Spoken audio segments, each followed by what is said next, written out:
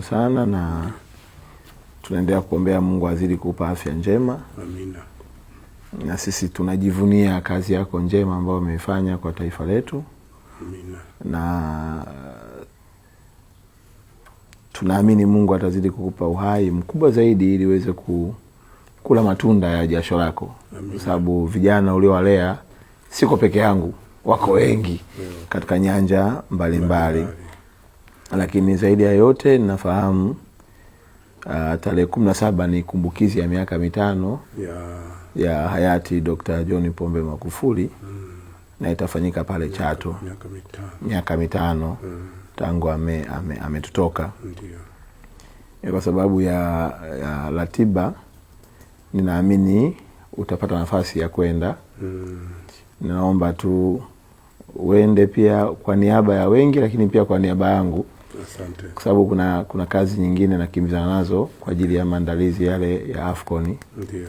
Lakini ukifika kwenye kaburi la Dr. John Pombe Magufuli, ndio, mwambie kaka wadogo zake tupo. Sawa. Tupo tunaendeleza kazi.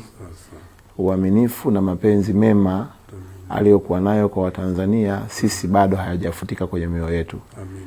Alituandika uzalendo, akatupa utumishi uliotukuka wa kuendelea kuwasemea watu, kuwatetea hasa wanyonge, kuhakikisha watu nawapigania. Na ndio maana utaona spidi hata ya wizarani huku, unaona spidi kubwa. Ni malezi yenu. Kwamba usikae mahala mambo hayafanyiki upo tu. Hakikisha kila kitu kinaenda ili matokeo mazuri yaweze kupatikana. Najua utaungana na familia, utaungana na Watanzania na viongozi wa serikali ambao watakuwepo kule.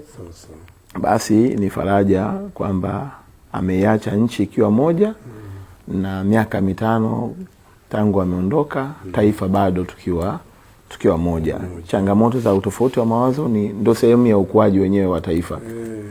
Sababu hata kwenye familia unapokuwa uko peke yako, ukishapata watoto wakishaanza kuwa wakubwa, hawashindi kukujadili tena baba.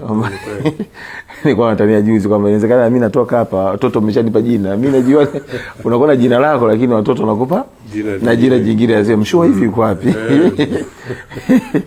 Kwa hiyo ni sehemu mojawapo ya ukuaji wa taifa. Changamoto ni namna tu ya kukabiliana nazo na kuweza, lakini naamini huko aliko anaona Tanzania ambayo inaendelea kupiga hatua na kazi inaendelea kufanyika, na tunaendelea kuomba umoja na mshikamano uendelee kuwa nasi. Sawa. Kwa hiyo nisikuchukulie muda wako mwingi kaka, kwa sababu tumeongea muda mrefu leo.